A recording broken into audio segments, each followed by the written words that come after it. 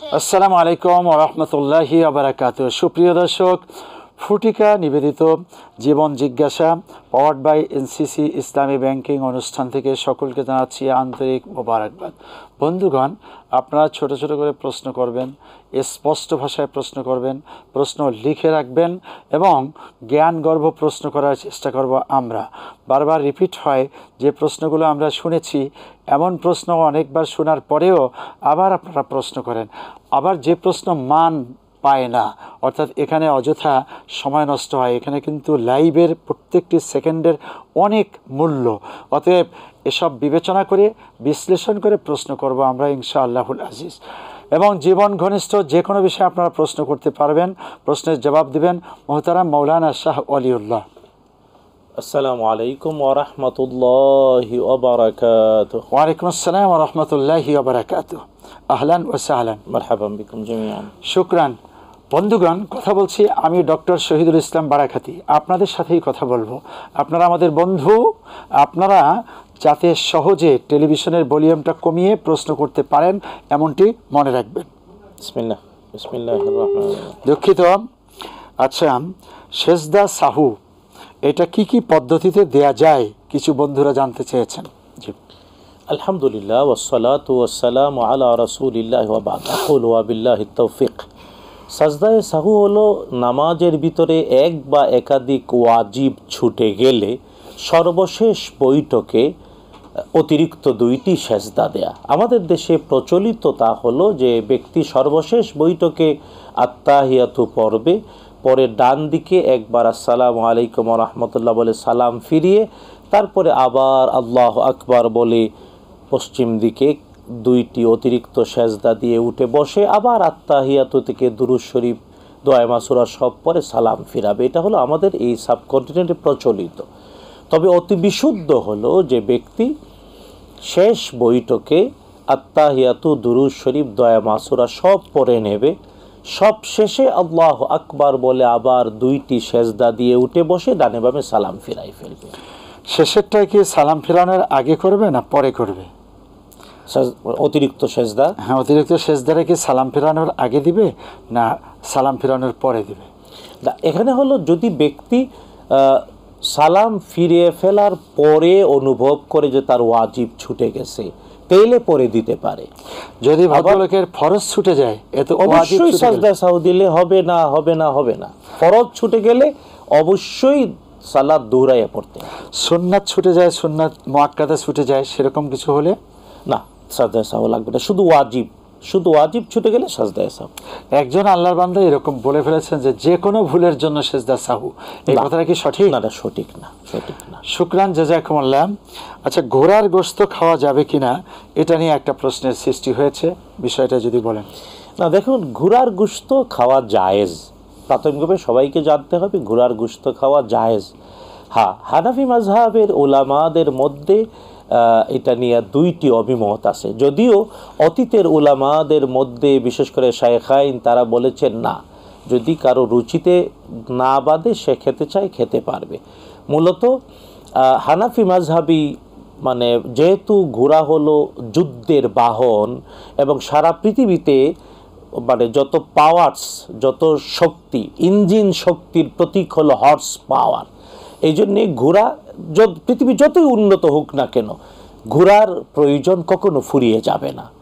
তাই ঘোড়াটাকে যেহেতু মানে জীবনের অনুষঙ্গ, যুদ্ধের অনুষঙ্গ, পাওয়ারের প্রতীক, তাই ঘোড়াকে লালন পালন করা এটাই হলো মানে বাস্তবতা। তাই ঘোড়ার গোশত খাওয়া হারাম না, কিন্তু হানাফি মাযহাব অনুযায়ী এই বিষয়গুলো বলে তারা বলেছেন এটা হলো যদি কেউ মানে খায় তো এটা মাকরুহ, মানে অপছন্দনীয়। কখন অপছন্দনীয়? যে যুদ্ধের বাহন খেয়ে ফেলতেছে অথবা পাওয়ার মানে হর্স পাওয়ার যে আমরা বলি যে ইঞ্জিন পাওয়ারের প্রতীক খেয়ে ফেলতেছে, এটা কেবলই মাত্র ওই জন্যে। স্বাভাবিকভাবে তো যুদ্ধের বাহন হিসেবে জঙ্গে জামাল মানে উট দিয়েও যুদ্ধ হয়েছে, বা উট ও বাহন হিসেবে, কিন্তু উটের গোশত নিয়ে তো এই কথা নাই। উটের গোশত খাওয়া মাকরু এমন তো কেউ বলে না। কিন্তু না, এটা যেহেতু অতীতের উলামাদের মধ্যে এ নিয়ে অনেক বিশ্লেষণ হয়েছে এবং হানাফি মাযহাব অনুযায়ী ঘোড়ার গোশত খাওয়াটা মাকরুহ এই জন্যেই যে এটা যুদ্ধের বাহন, এটা শক্তির প্রতীক। তাই সবাই যদি এটা খেতে থাকে তাহলে এক সময় এর শর্ট পড়বে, এই জন্যই মূলত। অন্য তিন মাযহাবে এটা খাইতে কোনো অসুবিধা নেই, কেবলমাত্র একটা জিনিস যদি কারো রুচিতে বাজে সে নাও খেতে পারে। আসসালামু আলাইকুম ওয়া রাহমাতুল্লাহ। হ্যালো, আসসালামু আলাইকুম। ওয়া আলাইকুম আসসালাম ওয়া রাহমাতুল্লাহ। জি হুজুর, আমার দুটো প্রশ্ন ছিল। বলেন। আপনার টেলিভিশনের সাউন্ডটা কমিয়ে, আপনি সাউন্ড কমিয়ে নিন, এরপরে প্রশ্ন করুন। আমার একটা প্রশ্ন হচ্ছে যে ফরজ নামাজে কি শুধু আলহামদুলিল্লাহ সূরা তো পড়ব না, আর অন্য কোনো সূরা মিলানো যাবে? আর দ্বিতীয় প্রশ্ন হচ্ছে, এটা কি বললেন বুঝলাম না তো। ফরজ নামাজে সূরা ফাতিহা তো পড়বেনই, তারপরে অন্য কিরাত পড়বেন বা সূরা পড়বেন, এটাই তো? জি হ্যাঁ, ঠিক আছে। এটা নিয়ে প্রশ্নটা কি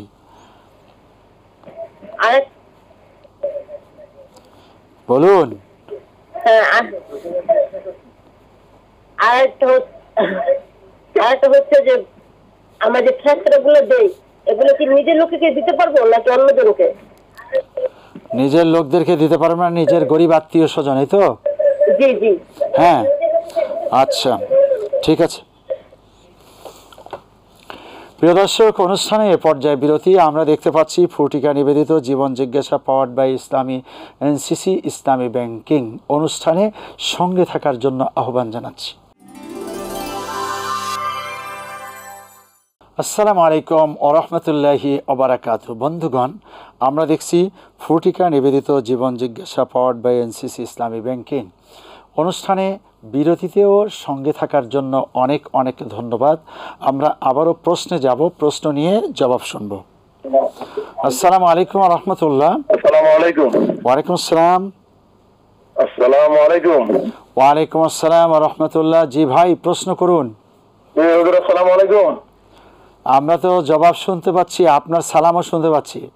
জি হুজুর, আমার প্রশ্ন হলো, আমি ষষ্ঠ রোজায় আমার পিতা মাতার আত্মার শান্তি কামনা করে ইফতারের আয়োজন করছিলাম। এটা কি আমার পিতা মাতার কাছে সওয়াব পৌঁছাবে কিনা? আর আমার ওয়াইফ অনুমতি দিছে তার স্বর্ণ বিক্রি করে বাড়ি করতে, এটা কি জায়েজ হবে কিনা একটু জানতে চাই। আচ্ছা, অনুমতি কি জোর করে আদায় করেন নাই তো? ঠিক আছে, না না, জোর করে আদায় করে নেই। আচ্ছা ঠিক আছে, জবাব শুনবেন এখন ইনশাআল্লাহুল আজিজ। হ্যাঁ, আমাদের কাছে প্রথম প্রশ্নটা ছিল যে নিজের আত্মীয় স্বজনের মধ্যে যদি গরিব থাকে তাদেরকে সাদাকাতুল ফিতর দেওয়া যাবে কি না? হ্যাঁ, যদি তারা জাকাত খাওয়ার উপযুক্ত হয় তাহলে এমন আত্মীয় স্বজনকে সাদাকাতুল ফিতর দিলে সাদাকাতুল ফিতরও আদায় হবে, আত্মীয়তার সম্পর্ক রক্ষা হবে, দুইটা সওয়াব হবে। সুতরাং আত্মীয় স্বজনের মধ্যে জাকাত খাওয়ার উপযুক্ত দরিদ্র থাকলে তাদেরকে অগ্রাধিকার দেবেন। হ্যাঁ, ষষ্ঠ রোজায় মাতা পিতাকে স্মরণ করে মানুষদেরকে ইফতার করিয়েছেন, এটা কি ঠিক হলো কি হলো না? না, ব্যাপারটা হলো নিঃসন্দেহে খাদ্য দেওয়া এবং খাদ্যের মাধ্যমে দোয়া করা অবশ্যই প্রমাণিত সুন্নায় আছে, কিন্তু শর্ত একটা, মানে ওই মাইয়েতের সওয়াব রেসানির জন্য যে খাবারের আয়োজন, ইফতারের আয়োজন, এটা দরিদ্র ছাড়া কেউ খেতে পারবে না। জাকাত খাওয়ার উপযুক্ত ছাড়া ধনীরা তা খেতে পারবে না।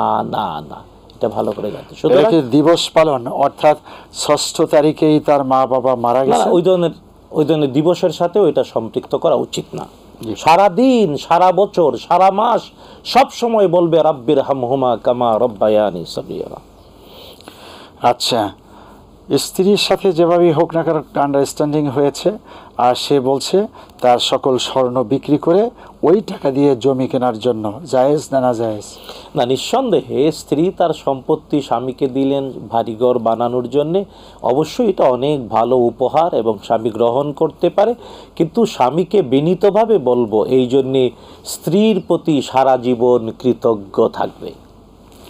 জি, আসসালামু আলাইকুম ওয়া রাহমাতুল্লাহ। আসসালামু আলাইকুম। হ্যালো, ওয়ালাইকুম আসসালাম। আমাদেরকে রেখে আপনি কোথায় কথা বলেন? আমাদের সাথে কথা বলুন। প্রশ্ন করবো? হ্যাঁ, প্রশ্ন করুন। প্রশ্ন করুন ভাই, আমাদের সময় যাচ্ছে, প্রতিটি সেকেন্ডের অনেক দাম। হ্যালো, আমরা তো শুনতে পাচ্ছি।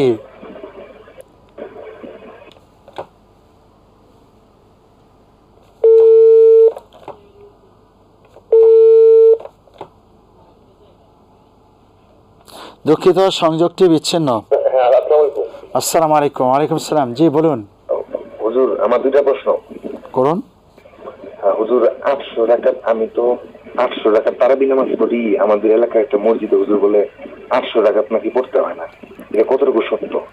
800 রাকাত কি, এই কথাটা বুঝিনি। রাখেন 800 রাকাত মানে কি 800 রাকাত? হুজুর বলুন, আপনি আমার সাথে কথা বলুন। হুজুর 800 রাকাত কি? আপনি হুজুর না? কথা বলছি তো। হুজুর, এটাই বলতেছিলাম যে 800 রাকাত তারাবি নামাজ কি পড়া যায়? এই কথাটার প্রশ্ন, আপনি আবার আমার প্রশ্নের জবাব দেন। 800 বলতে কি 800? 800? জি জি জি জি হুজুর, 800 রাকাত। আচ্ছা 800। আচ্ছা, আচ্ছা, আর আপনি কি ফরজ নামাজ পড়েন? ফরজ নামাজগুলো ঠিক মতো পড়েন তো? দেন, জবাব দেন, পাগল। না, ব্যাপারটা হলো যে রমাদানের প্রতি রাতে তারাবিহের সালাত আদায় করতে পারে ব্যক্তি, যেমন 20 রাকাত, যেমন তাবেঈনগণ 40 রাকাতও পড়েছেন। সুতরাং কেউ যদি প্রতি রাতে 40 রাকাত তারাবিও পড়ে, তাহলে 1 মাস হলে 1200 রাকাত হবে। আর যদি 20 রাকাত পড়ে, তাহলে 20 রাকাত পড়লে হবে 600 রাকাত সারা মাসে। কিন্তু 800 রাকাত উনি কিভাবে থেকে পেলেন আল্লাহ ভালো জানেন।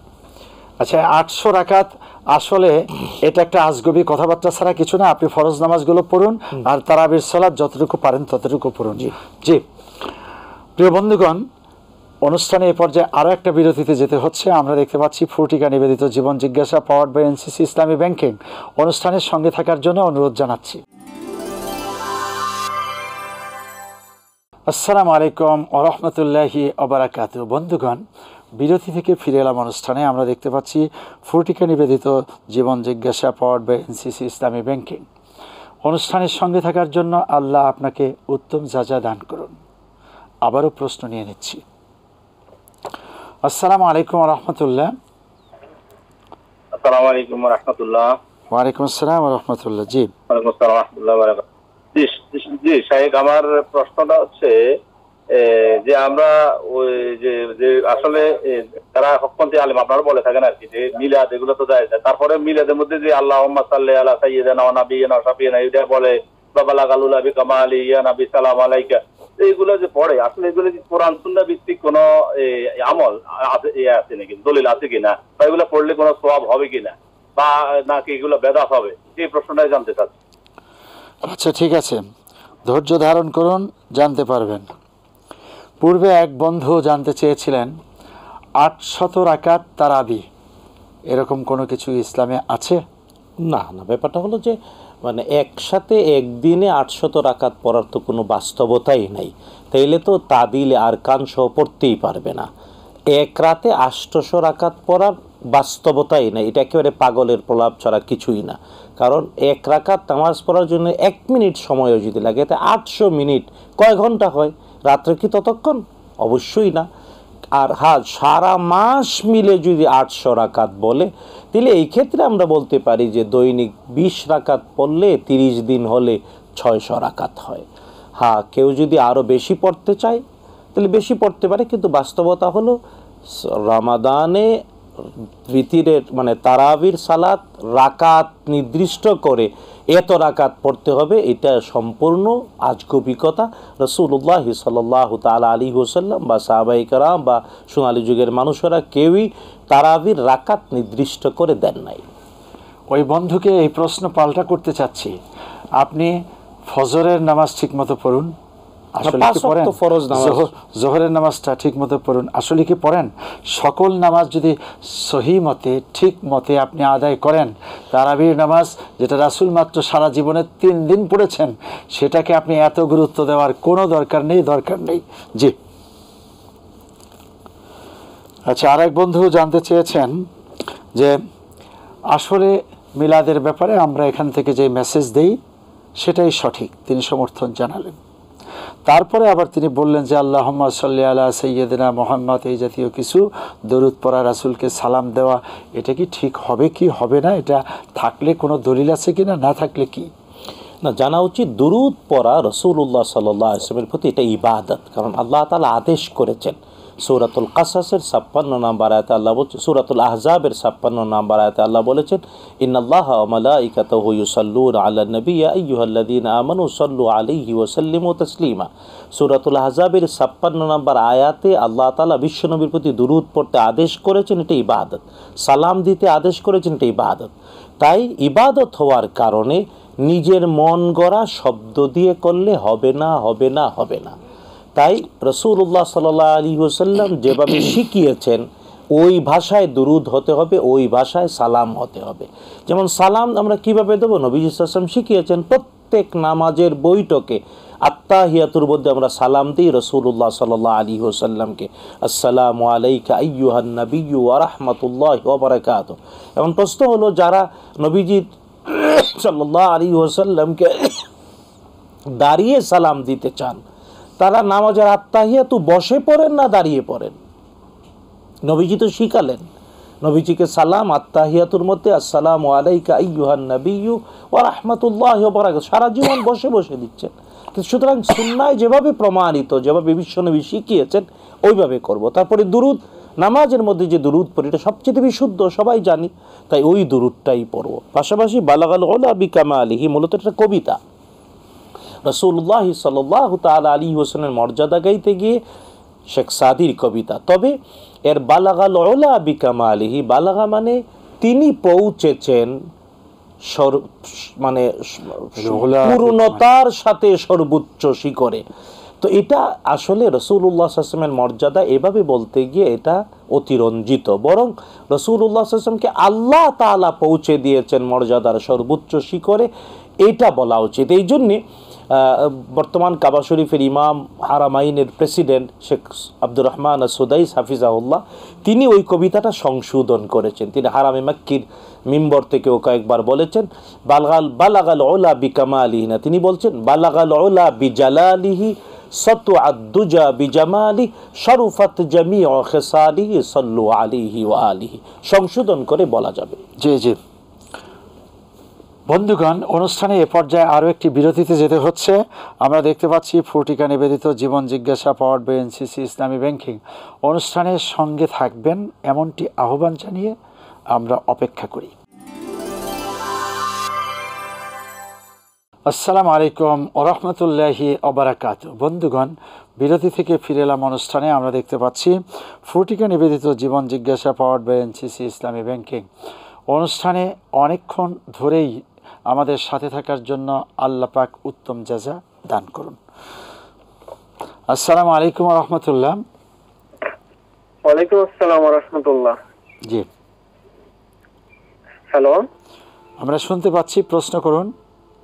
আমি ফয়সাল বলছি মৌলভীবাজার থেকে। জি প্লিজ। জি, আমার প্রশ্নটা হচ্ছে, আমি যখন সালাতের মধ্যে দাঁড়াই, বিশেষ করে তাহাজ্জুদ এবং নফল সালাতের কথা বলছি, তখন যখন আমি ইহদিনাস সিরাতাল মুস্তাকিম, তারপরে ইয়াকা না'বুদু ওয়া ইয়াকা নাস্তাইন, এই আয়াতগুলো পাঠ করি, তখন আমার এত ভালো লাগে, ভেতর থেকে কান্না চলে আসে। এখন আমি শাইখের কাছে জানতে চাচ্ছি যে এই আয়াতগুলা আমার মন চায় আমি বারবার পড়ি, আমি কি ওইরকম করে পড়তে পারবো? আচ্ছা, আরেকটা প্রশ্ন আমার। হ্যালো, বলুন।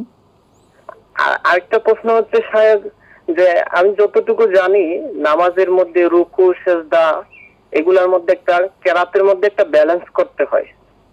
তো আমি কি নফল নামাজের ক্ষেত্রে ও সেজদার ক্ষেত্রে কি ব্যালেন্স করতে হবে? ক্ষেত্র বিশেষে এমন হয় কোন সেজদায় আমার মন চায় আমি সেজদাতে গেলে যেন আর আমি না উঠি, আমি আরো যতক্ষণ থাকতে চাই, আমার এত ভালো লাগে। আমাকে একটু জানাবেন।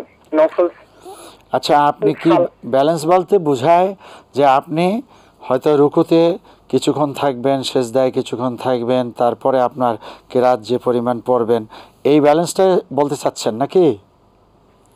জি জি, না আমি ওইটা বলি নাই, ওইটা তো আমি মেনটেন করলাম। এখন মনে করেন আমার ক্ষেত্র বিশেষ আমি সেজদায় একটু বেশি সময় দিতে চাচ্ছি। আচ্ছা, এটা তো আর ব্যালেন্স না, এক জায়গায় বেশি সময় দিতে চাচ্ছেন, এটা আপনার একটা আগ্রহ। ঠিক আছে, ভালো। আপনি ইবাদতে এরকম আশাটা খুবই ভালো। এটা বলার চেয়ে আপনি ইবাদত বাড়ানোর কথা শুনেন এখন। জি জি হ্যাঁ, সূরাতুল ফাতিহা তেলাওয়াত করতে গিয়ে ইয়াকা না'বুদু ওয়া ইয়াকা নাস্তাঈন ইহদিনাস সিরাতাল মুস্তাকিম, এই আয়াতগুলো আপনি যতবার ইচ্ছা পড়তে পারবেন, কোনো সমস্যা নেই। আপনার মন তৃপ্ত হয়। শর্ত হলো আপনি যদি কোথাও ইমাম হন, আপনার পিছনে মুক্তাদি থাকে, তাহলে তাদের অবস্থাটা বিবেচনায় নিতে হবে। দুর্বল, অসুস্থ অথবা কাজে ব্যস্ত ব্যক্তি থাকতে পারে, তখন একটু নিয়ন্ত্রিত থাকা। কিন্তু আপনি যখন একাকী নামাজ পড়েন, তখন আপনি আপনার যতটুকু মন চায় পড়তেই পারেন, কোনো সমস্যা নেই।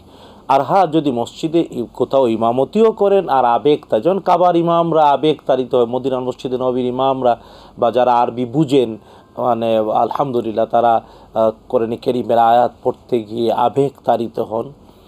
তো এটা খুবই স্বাভাবিক, খুবই স্বাভাবিক, এবং এটা প্রশংসনীয়। এটা হওয়াটাই ভালো। আল্লাহ তৌফিক দিন, আমিন।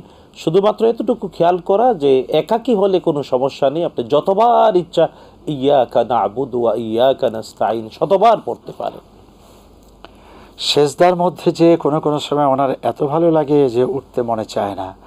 অনেক সময় ধরে যদি উনি সেজদার মধ্যে থাকলেন, কোনো একটি সেজদায় ঠিক হবে কিনা? না, ঠিক হবে। দেখুন, রাসূলুল্লাহ সাল্লাল্লাহু, বুখারী মুসলিম বর্ণনা করেছেন, রাসূলুল্লাহ সাল্লাল্লাহু তাআলা আলাইহি ওয়াসাল্লাম দীর্ঘ সেজদা দিতেন। এমনকি আমাদের মা আয়েশা রাদিয়াল্লাহু তাআলা, তিনি রাসূলুল্লাহ সাল্লাল্লাহু আলাইহি সাল্লামের শরীরে ধরে ধাক্কা দিতেন, পায়ে ধাক্কা দিতেন, একেবারে কাছে যাইয়া কান দিয়ে শুনতেন যে একজন জীবিত মানুষ এত দীর্ঘ সময় সেজদা দিতে পারে। কারণ বিশ্বনবী সাল্লাল্লাহু তাআলা আলাইহি ওয়াসাল্লাম তিনি নিজেও অতি দীর্ঘ সেজদা দিয়েছেন। এটা ভালো, এটা সুন্নাহ। নিঃসন্দেহে আল্লাহ তাআলা আপনার এই অভ্যাস আমাদের সবার মধ্যে ছড়িয়ে দিন, আমিন। ভালো। এখানেও শর্ত এটা যে আপনি একা একই যখন নামাজ পড়েন, ইমাম হলে এমনটি করা যাবে না। যাতে। আসসালামু আলাইকুম ওয়া রাহমাতুল্লাহ। ওয়ালাইকুম আসসালাম। জি জি, প্রশ্ন করব। করুন। আসলে সেদিন ভোরবেলা স্বপ্নে দেখলাম যে মানে একটা জিন উনি আমাকে ভয় দেখাচ্ছে, আসর করতেছে, এরকম একটা জিনিস দেখলাম স্বপ্নে। জি হ্যাঁ, এখন প্রশ্ন কি? স্বপ্নে তো জিন দেখছেন, এখন প্রশ্নটা বলেন। হ্যাঁ, প্রশ্নটা হচ্ছে মানে এরকম স্বপ্ন কেন দেখলাম? আচ্ছা, কেন যে দেখছেন সেটা তো আর আমরা বলতে পারবো না। আর কি কোনো প্রশ্ন আছে? আর কোনো প্রশ্ন নেই? আচ্ছা, স্বপ্নে দেখেছেন জিন। জি না, ব্যাপারটা হলো যে স্বপ্ন তিন কারণে হয়, বলেছেন মুহাম্মাদুর রাসূলুল্লাহ সাল্লাল্লাহু তাআলা আলাইহি ওয়াসাল্লাম। এক নাম্বার স্বপ্ন হয় আল্লাহ তাআলা দেখান, এবং এর জন্য মিনিমাম 3 ঘন্টার গভীর ঘুম হওয়া শর্ত। আমাদের স্বাভাবিক সকল মানুষের জন্য ন্যাচারালি 3 ঘন্টার গভীর ঘুমের কম যদি কেউ স্বপ্ন দেখে, এটা নিয়ে চিন্তাই করা যাবে না। আল্লাহ তাআলা স্বপ্ন দেখান ব্যক্তিকে, যে স্বপ্নটা একান্তই গভীর ঘুমের মধ্যে হয়। 2 নাম্বার, স্বপ্ন দেখায় শয়তান। স্বপ্ন দেখায় আজে বাজে উল্টা পাল্টা মানুষকে ব্যতিব্যস্ত করার জন্য। শয়তানের কামই তো দুষ্টামি করা। আর 3 নাম্বার, মানুষ স্বপ্ন দেখে কখনো কখনো অসুস্থতার কারণে, ঘুম না হওয়ার কারণে, সুস্থতাবিহীন অসুস্থতায় ডুবে যাওয়া ব্যক্তি চোখ মুদলেই স্বপ্ন দেখে, এটা হলো মাথা গরম। আমাদের হাতে সময় নেই। সুতরাং আপনি ভোরবেলা দেখেছেন, আবার জিন দেখেছেন, আবার আতঙ্ক দেখাচ্ছে, টোটাল ব্যাপারটাই হয়তো শয়তান আশ্রিত। আয়াতুল কুরসি করে ফু দিন, 3 কুল পরে নিজের গায়ে ফু দিন। প্রিয় দর্শক, আমাদের হাতে আর সময় নেই। যা শুনেছি আল্লাহ পাক যেন আমাদেরকে বিশুদ্ধ আমলের উপরে প্রতিষ্ঠিত রাখেন, এমনটি প্রত্যাশা করে বিদায় নিচ্ছি। আসসালামু আলাইকুম ওয়া রাহমাতুল্লাহি ওয়া বারাকাতুহু।